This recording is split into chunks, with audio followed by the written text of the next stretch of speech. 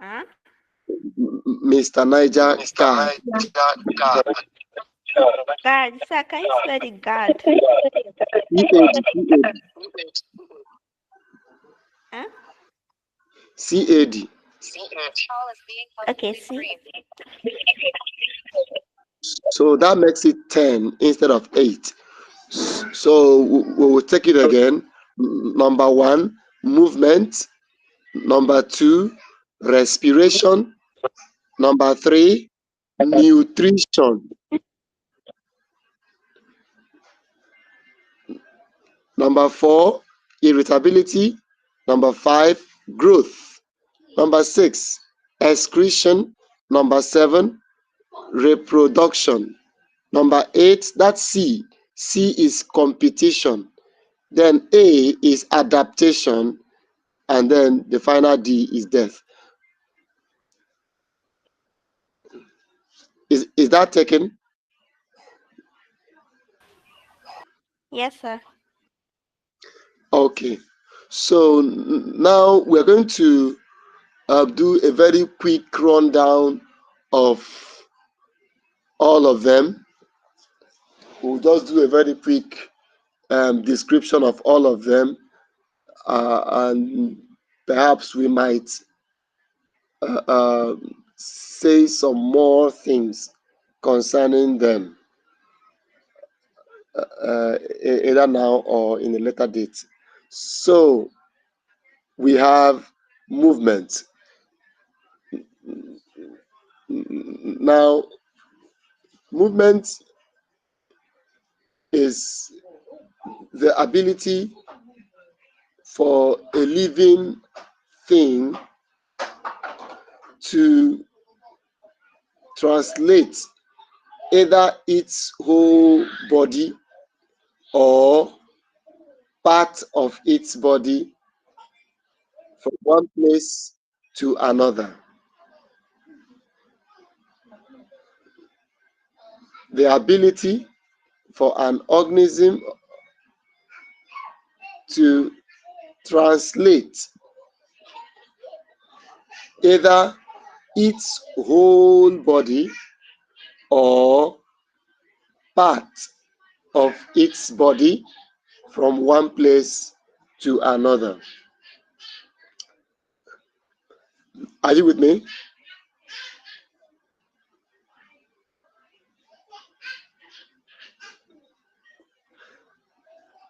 Is that clear? Yes, sir. All right. We'll discuss this movement as it concerns animals and as it concerns plants, and we'll do it very fast. If there's any way we have to concentrate, we can do that. Now, first, we'll start with movement in microorganisms, and I'll be very quick to discuss it a little bit because your course of study will require you to have a knowledge of microorganisms. Am I right? Yes, sir. Okay, good. So, movement in microorganisms is called motility. It's called motility. Motility, motility, motility. In other words, the microorganisms that move, the microorganisms that are capable of moving are called motile organisms, while the organisms that are incapable of moving are called non-motile organisms. The motile organisms have organelle, have an organelle for motility. Of course, microorganisms are majorly unicellular organisms, and in a single cell, the parts of a single cell are called organelles. They are called organelles. So the organelles for motility of unicellular organisms include number one, flagella. Silencers, can you Flagella. recap? Okay.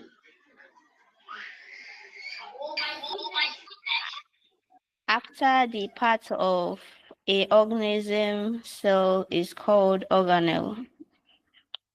Yeah, the part of a unicellular organism, the parts of a unicellular organisms are called organelles. Then I now started to talk about the organelles for motility in unicellular organisms as a subheading. Organelles for motility in unicellular organisms. Number one, flagella. Flagella. Flagella. Flagella. Did you get that?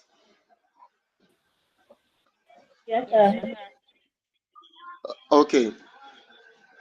This is a whip-like. This is a whip-like. WHIP. Like. This is a whip-like structure that extends out from the cell membrane of the cell.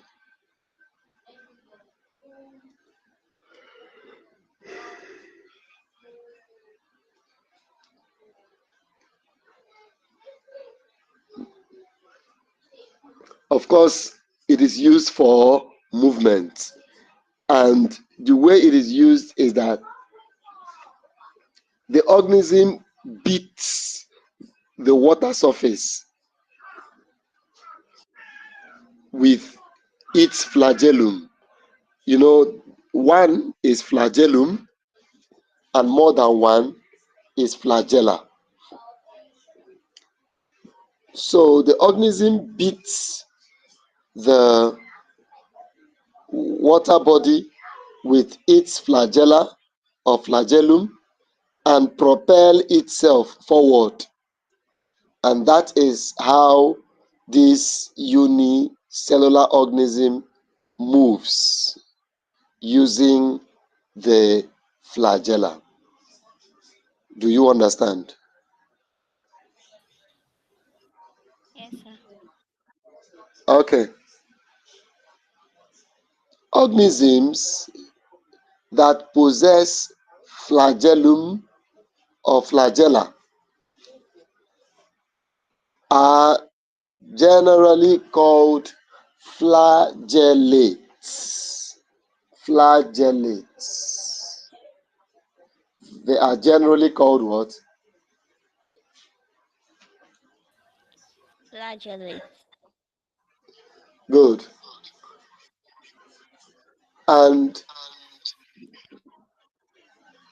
there are flagellates among bacteria. There are flagellates among bacteria, and there are flagellates among protozoa.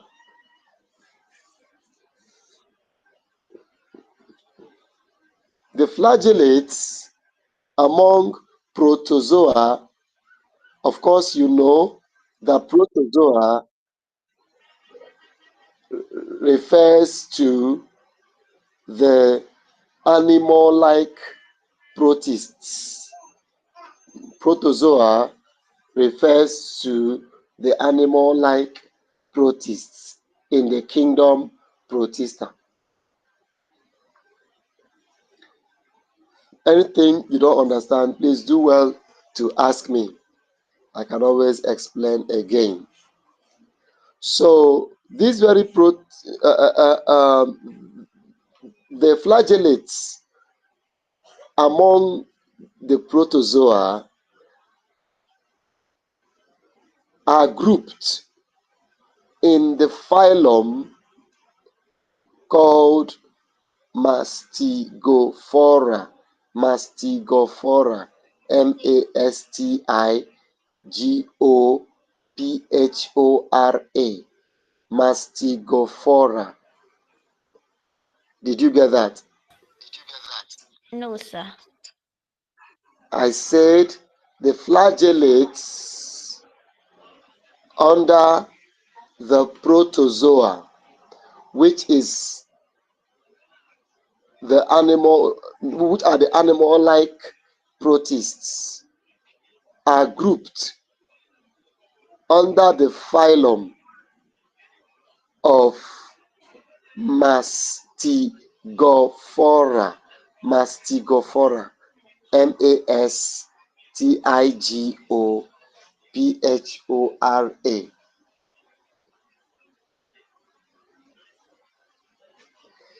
Is that clear now? Yes, sir. Good. Please, you have to know this. When you think of flagellates, think of Mastigophora as it concerns the protozoa or protist. Adewale, you're welcome.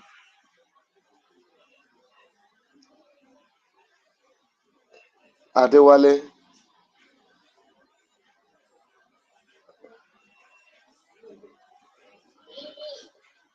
Adewale, you're welcome. Can I hear from you a little bit? Good evening, sir. Okay, you're welcome. We are talking about characteristics of living things. Okay, sir. And we have listed the 10 of them. Okay, sir. Mr. Niger Card, movement, irritability, growth, movement, respiration, nutrition, irritability, growth, excretion, reproduction, competition, adaptation, and death. So now we are talking about movement. Okay, I may not really go back to all the things I've said now, but you can ask at the end of the class. Perhaps we can do a little recap. All right. Yes, sir. So good. So we are going to this examples of flagellates. Examples of flagellates. Under bacteria, flagellates are mostly rods. Flagellates are mostly rods. RODS. In bracket, Bacillus. BACC. BACILLUS. LLI, because I said rods. BACILLI. Bacilli. Bacilli. BACILLI. Bacilli.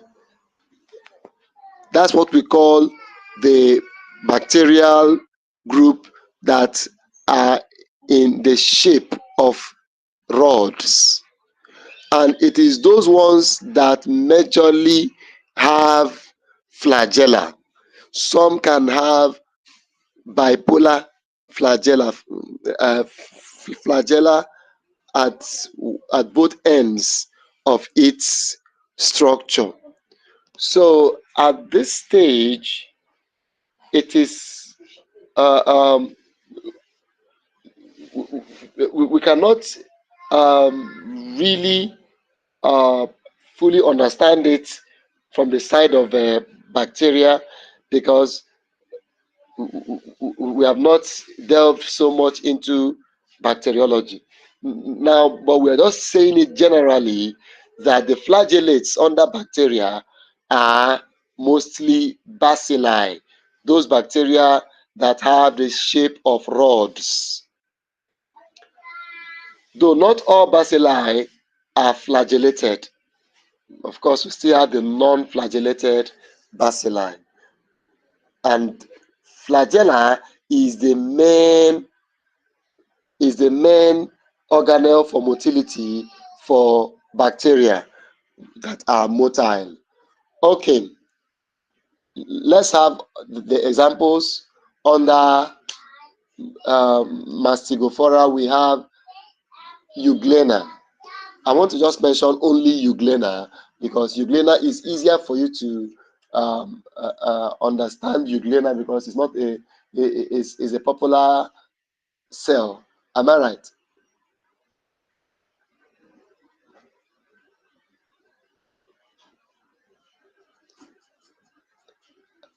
Do you know the Euglena cell?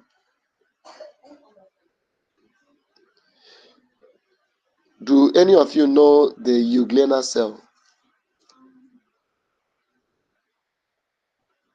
Huh? Nobody's answering me.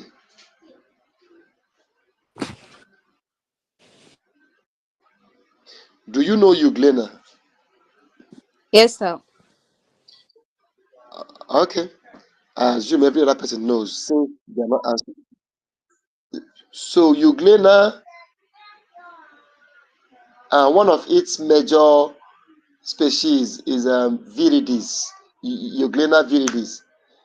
It has only one flagellum, and you see the shape of Euglena looking like um, uh,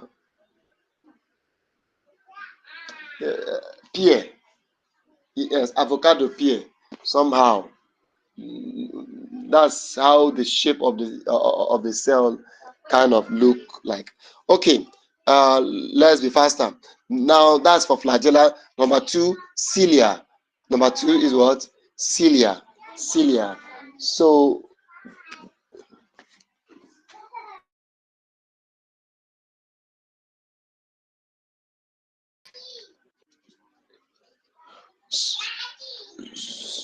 number two is cilia, and cilia are hair-like structures that surround the cell membrane.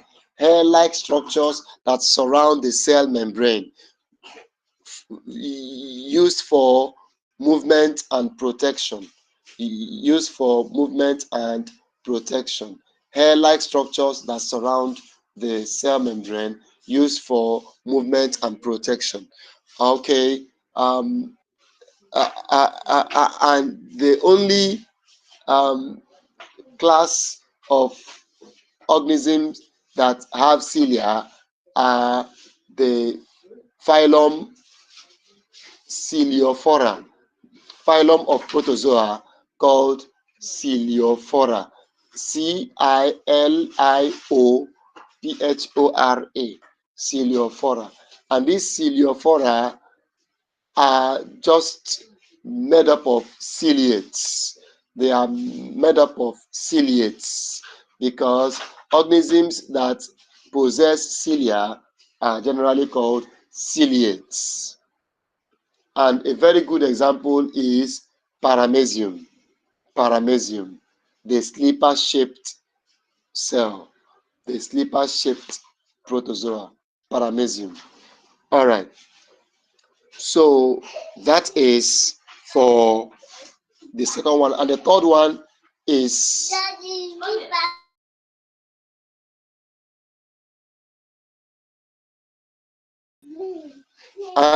and the third one is pseudopoda. The third one is pseudopoda. Pseudopoda. Pseudopoda.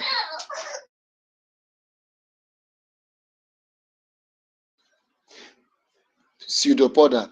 And this pseudopoda means false feet. False feet. False feet. Okay.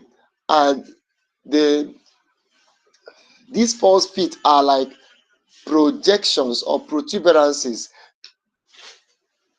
on the cell membrane. Protuberances on the cell membrane that comes in contact with the surface during the movement of the organism. And the phylum of protozoa that possess this pseudopoda are called Sarcodina. Sarcodina. Sarcodina. Sarcodina. Sarcodina consists of all the amoebic organisms. Amoeba is a very good example of Sarcodina. Amoeba. Amoeba. I'm sure you all know about the amoeba. Amoeba. Amoeba. Some call it amoeba, but it's pronounced amoeba. Now, this amoeba, due to its false feet, it has no definite shape. It is shapeless, and why it is shapeless is that any part of the cell that touches the ground as it is rolling will create a feet, and the feet will keep on being created. So there is no permanent feet. That's why it's called false feet, pseudopoda. Pseudopoda. All right. Now, we are now moving to movement of higher animals. Movement of higher animals. I am going into these details discussing this movement because you may not study it again in any other topic. So let's deal with it now. When we are touching other characteristics of living things, we may just handle them on a surface because we may still discuss them as a topic on their own. All right. So now, movements in higher animals. Movement in higher animals are called locomotion. Locomotion.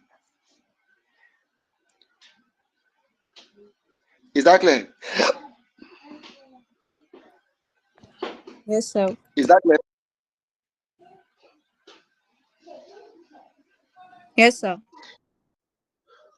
And what did I say is what the movement of microorganisms are called? What do we call movement in microorganisms or in unicellular organisms?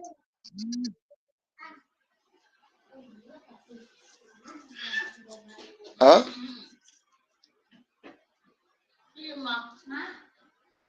What did I call the movement in microorganisms?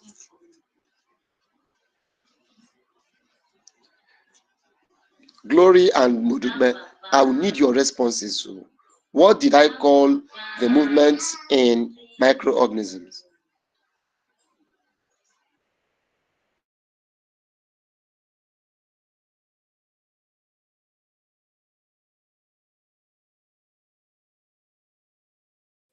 Motility.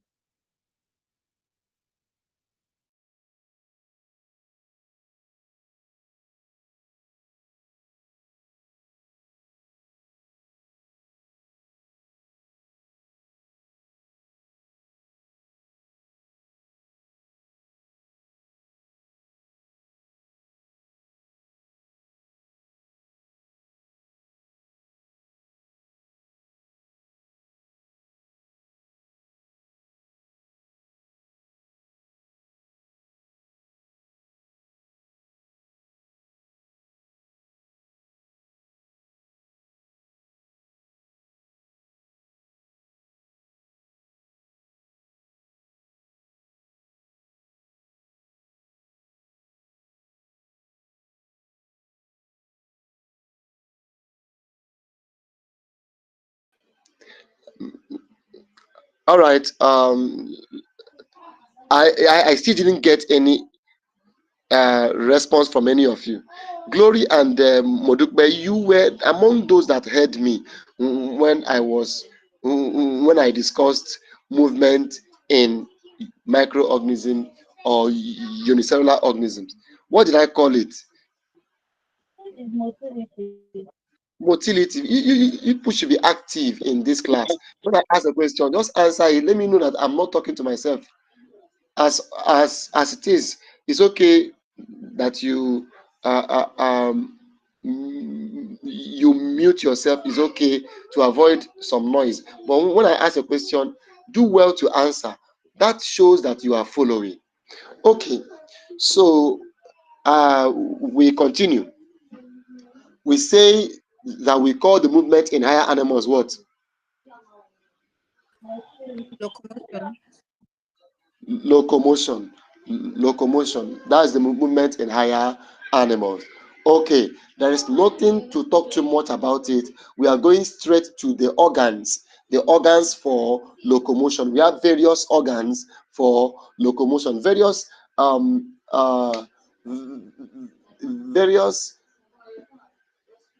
animals have different organs for locomotion, and that's what we want to discuss. So number one is fins and tail for swimming. Fins and tails in fishes for swimming. Fins and tails in fishes for swimming.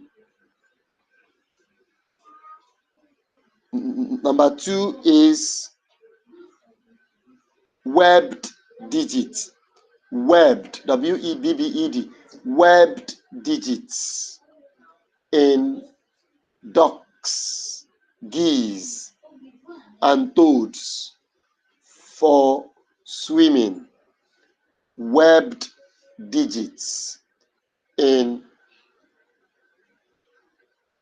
ducks, geese, and toads for swimming.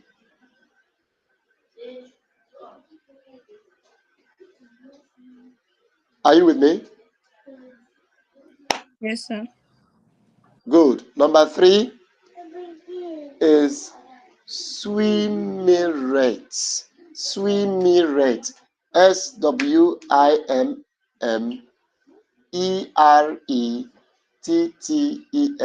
Swimmerets. Swimmerets. Swimmerets in crustaceans. Do you know what are crustaceans? Crustaceans,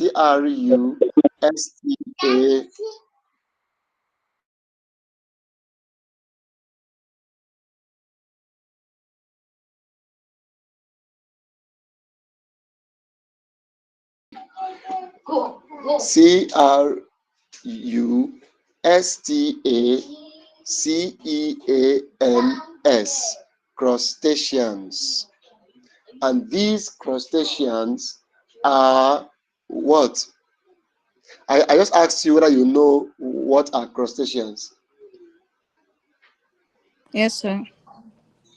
So what are they according to what you know? Examples can also do if you have.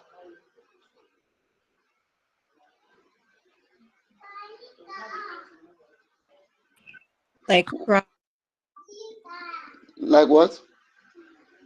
crabs. Yes, crabs. Good. Okay, that shows at least you know it. Okay, so I said swimmerets in crustaceans for swimming. Example of crustaceans. Crustaceans are aquatic arthropods. They are aquatic arthropods. Example: prawns, crayfish, shrimps, of course crabs. But crabs don't actually have these swimmerets. Those that have swimmerets are crayfish, prawns, and all that. Especially these two. Okay. Uh, now number what?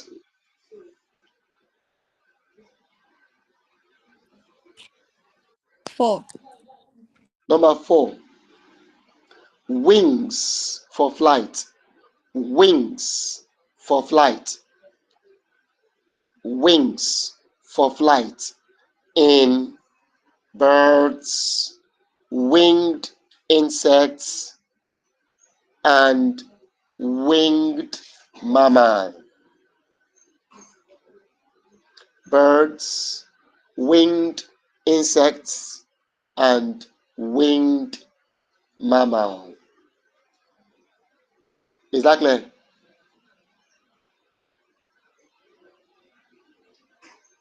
Yes, sir. Do you know the winged mammal? The mammal that has wings. No, sir. Bat. Bat. Did you get? Yes, sir. You know that bat resembles a rat. So bat is a mammal.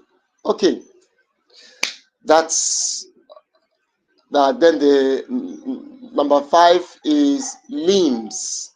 Limbs. Limbs for movements. Limbs for movements in terrestrial animals. Limbs for movement in terrestrial animals.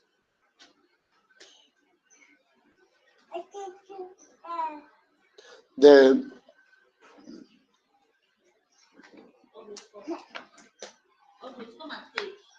the terrestrial animals that have limbs, it depends on the animal. We have the forelimb and the hind limb, but for invertebrates, they have multiple pairs of limbs. Like the insect have 3 pairs of limbs, the arachnids have 4 pairs of limbs, the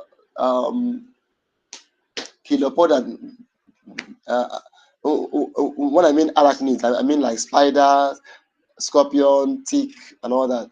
So they have 4 pairs of limbs, and then the centipedes have hundreds of limbs, and the millipedes have thousands of limbs. So so that is the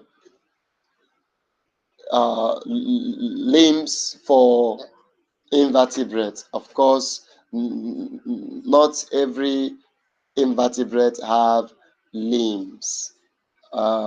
So, okay. And the iron is flopped. Okay, it's not.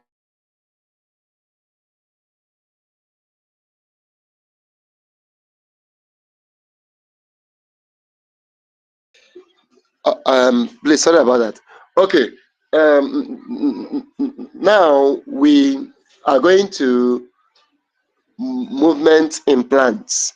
I love this. As we are discussing this movement in plants, we are also going to talk about irritability in plants because it is the same.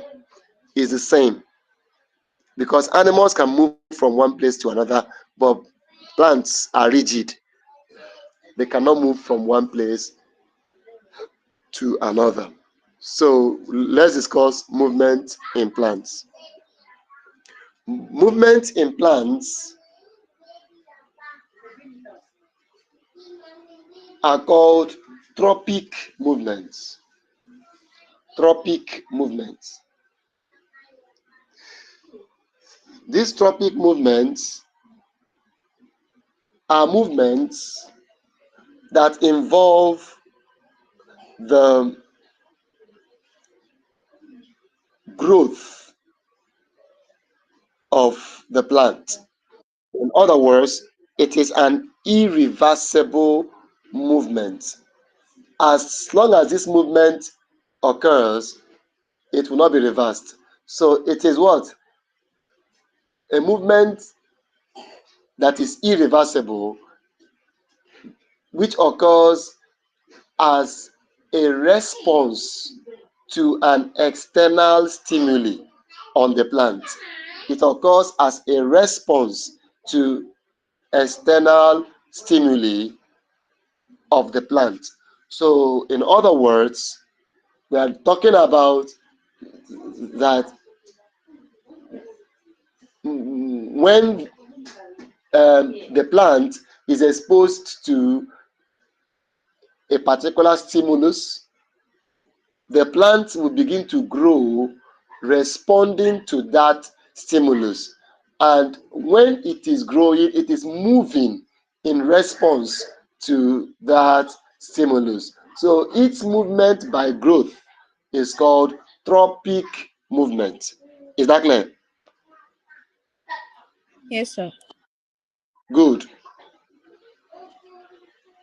And that's why I told you it's also irritability in plants, because it is a stimulus that causes that movement. And that movement is its way of responding to the stimulus. And we'll discuss it now. So the movements of plants or the tropic movements include one, phototropism. Number one is what? Phototropism. Phototropism. This is the movement of plants in response to light, especially sunlight. The movement of plants in response to light, especially sunlight.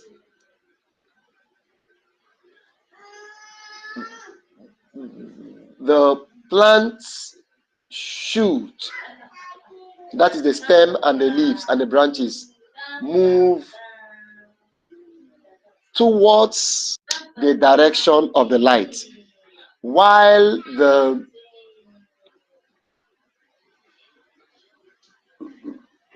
roots move away from the light. So in this tropic movement, we have positive tropism, that is response by moving towards the stimulus, and negative tropism, and that is response by moving away from the stimulus. All right. So that's number one. And number two is geotropism. Geotropism. Geotropism. This is the movement of plants in response to gravity of the earth. The movement of plants in response to gravity of the earth.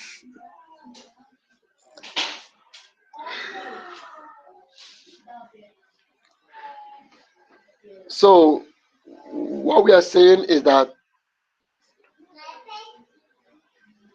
the gravity of the earth acts downwards. So the movement of the plant or the growth of the plant in response to gravity, we have the roots growing downwards in response to gravity, and that is positive tropism, while the stem and the branches growing upwards against gravity, and that is negative tropism. Are we together? Yes, sir. Okay. Number three, hydrotropism. Hydrotropism. Hydrotropism, this is the movement of plants towards water. This is the movement of plant parts towards water, especially the roots. Is the roots that does this movement the most. So the root of the plant moves towards water. If you plant a crop close to a water body, you will discover that the roots will be bending towards where that water body is in order to get water for its growth. And that is hydrotropism. Hydrotropism. Number 4, chemotropism.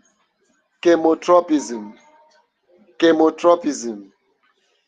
This is the movement of plants in response to chemical stimulus. This is the movement of plants in response to chemical stimulus. It could be fertilizer, it could be pollen grains, all those things. You will see the plant growing towards where the manure is or towards where the fertilizer is in order to obtain nutrients for its growth. The roots will begin to grow, extend towards where the manure is or where the fertilizer is. That is chemotropism. Chemotropism. And then finally, we'll talk about thigmotropism. Thigmotropism. Thigmo.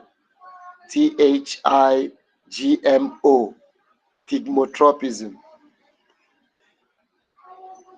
This is the movement of plants in response to mechanical stimulus. In response to mechanical stimulus, such as touch or contact with other bodies, such as touch or contact with other bodies. I don't know if you have seen that plant that when you touch it, it will fold, it will shrink. Have you seen that plant before? Sir, Yes, sir. please can you repeat the meaning of stigmotropism? Thigmotropism. I said thigmotropism is the movement of plants in response to a mechanical stimulus. In response to a mechanical stimulus, such as touch, touch, or contact with another body.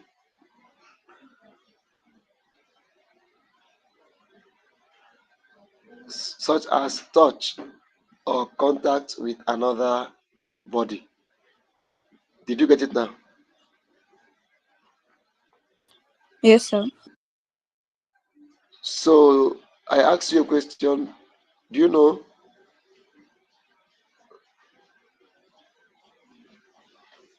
No, sir. You mean you've not seen that plant that if you touch it, the leaves will fold and the stalk will fold, will just bend down. You have not seen those plants before. I have. Okay, so that an example of such plant is called mimosa, mimosa pudica. Mimosa, that's the name of the flower that does that thing, or the plant that does that thing. Okay, so that is Sir, it about sir, can you help us spell that plant? The plant that mimosa folds. pudica. Mimosa. Mimosa Sir? pudica. Pudica. Mimosa Mimosa. Pudica Pudica.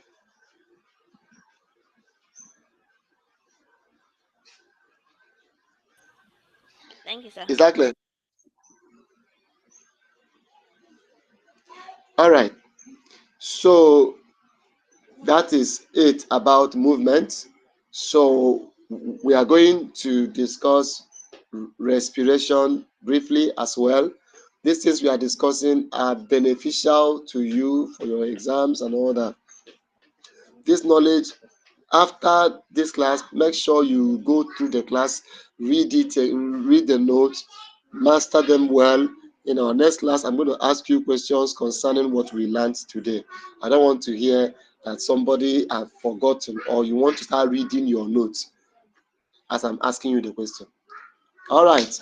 So let's quickly go to respiration because all those topics are all inclined, all involved in characteristics of living things. So discussing them one after the other is in order. All right. So what is respiration? I will need your responses, all of you. What is respiration?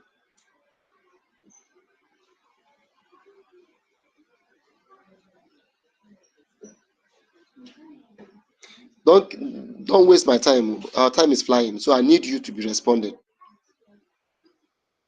Modukbe, what is respiration?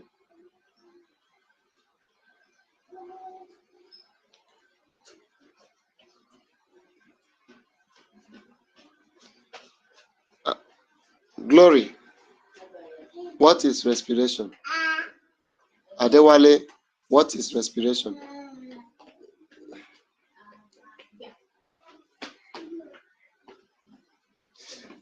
Speak up, speak up, speak up. Say something.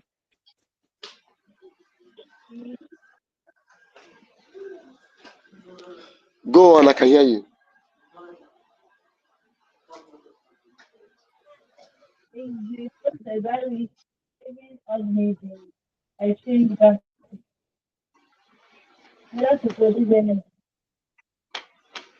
Can you say it again? I didn't get that.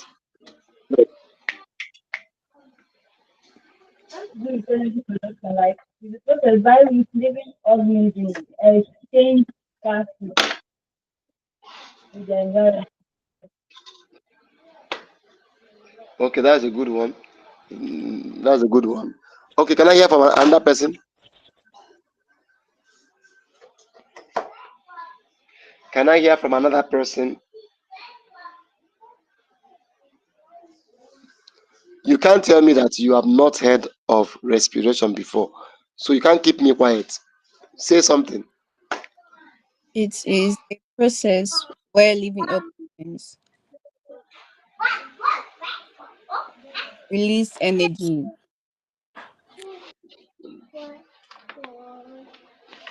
Is that all?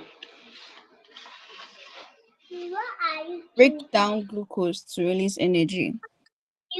Beautiful, beautiful, beautiful. I'm getting we're getting somewhere now. Okay, let's hear from Modukbe.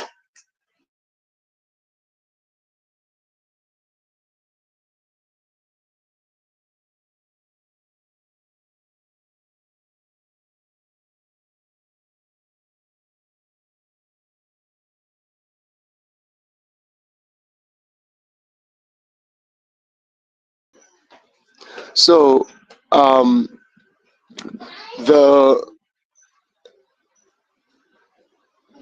definition of respiration.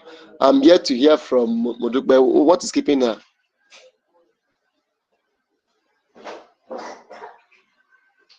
Is she even connected?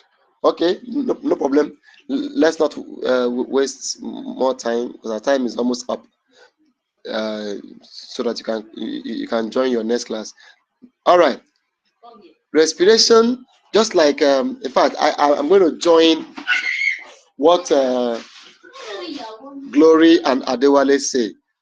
It's like we have to merge their two definitions to get the perfect definition of respiration. Respiration is a process whereby living things break down glucose through the exchange of gases for the supply of energy.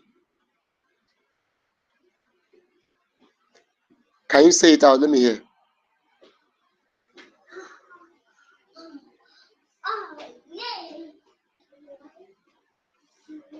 Say it if you got it.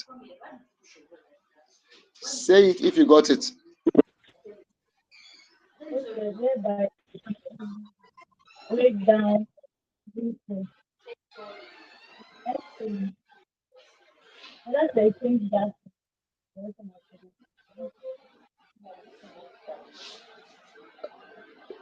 I can't hear you properly. It is the process whereby living organisms break down glucose through exchange of gases to release energy. Very good. Very good. So that is what respiration is: breakdown of glucose through the exchange of gases for the supply of energy. And that's fine. So now that brings us to types of respiration. And we are having what? Aerobic and anaerobic. Beautiful. Aerobic respiration and anaerobic respiration. Aerobic respiration is a type of respiration which involves what? The absorption or the inhalation of what? Oxygen. It requires what? The absorption or the inhalation of oxygen. So oxygen is the gas involved in aerobic respiration. Aerobic actually means air.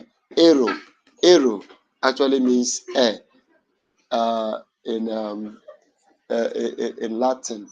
Aero is air. That's how we say aeroplane is airplane. Okay, aerobic is that air is oxygen. Okay, now organisms that respire by means of oxygen are called aerobes. Aerobes are organisms that cannot survive without oxygen. Aerobes, Aerobes. Aerobes are organisms that cannot survive without oxygen. We see it mostly in microorganisms because all higher animals are aerobes. They are all aerobic. We all require oxygen. But in bacteria, some bacteria are anaerobic while some are aerobic. So in bacteria, we discuss mostly about aerobes and anaerobes. Okay, now can we discuss the aerobic process before we close? The aerobic process or the equation of the aerobic process. We have what? Glucose plus oxygen to give what?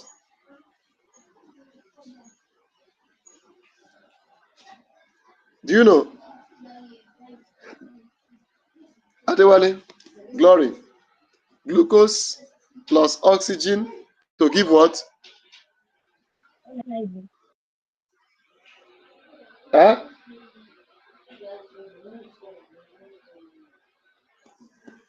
Talk now. It gives three products.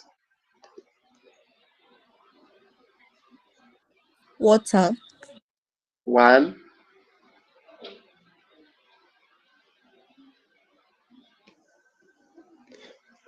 is it only water? and energy. Two, it remains one more.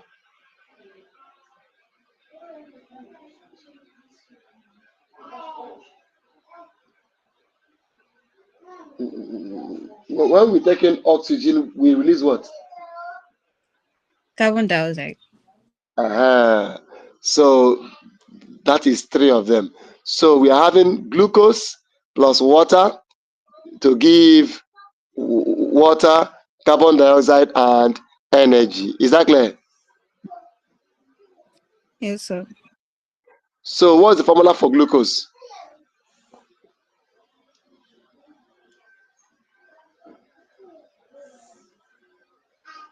Do you know? Do you know the formula for glucose? No, Okay. C6 C6 H12O6. Write it under glucose.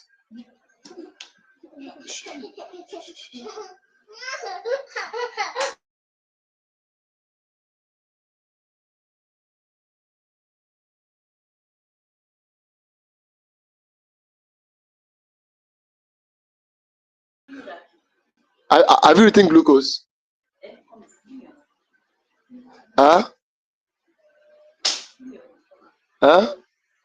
Have you written glucose?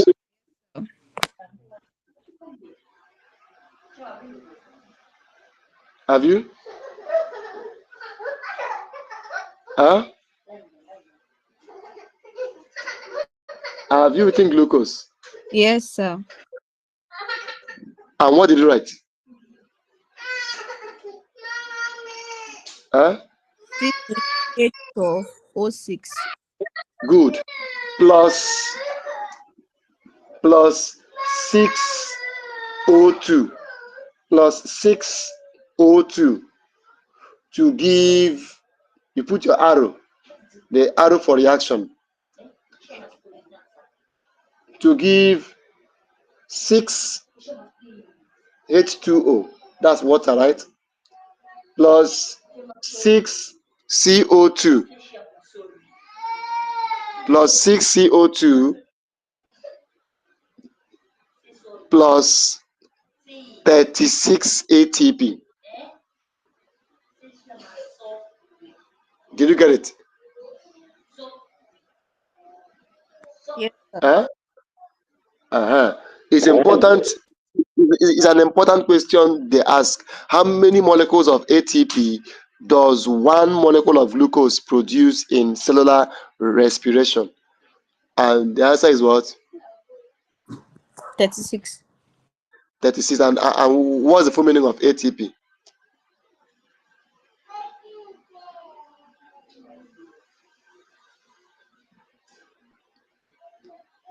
You don't know?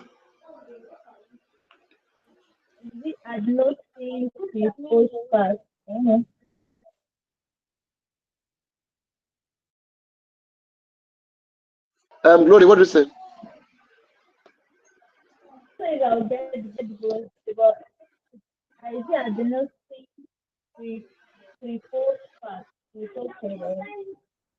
Adenosine triphosphate. Adenosine triphosphate.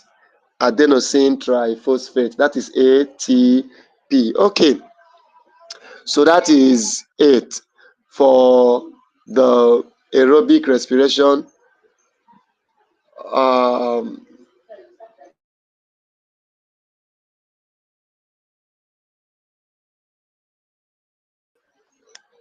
our time is up. You know, we didn't. I'm sure you're having general paper from now, right?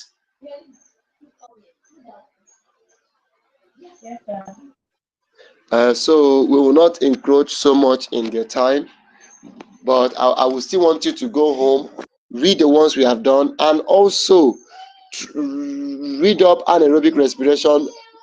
And if you have more time, just talk about nutrition.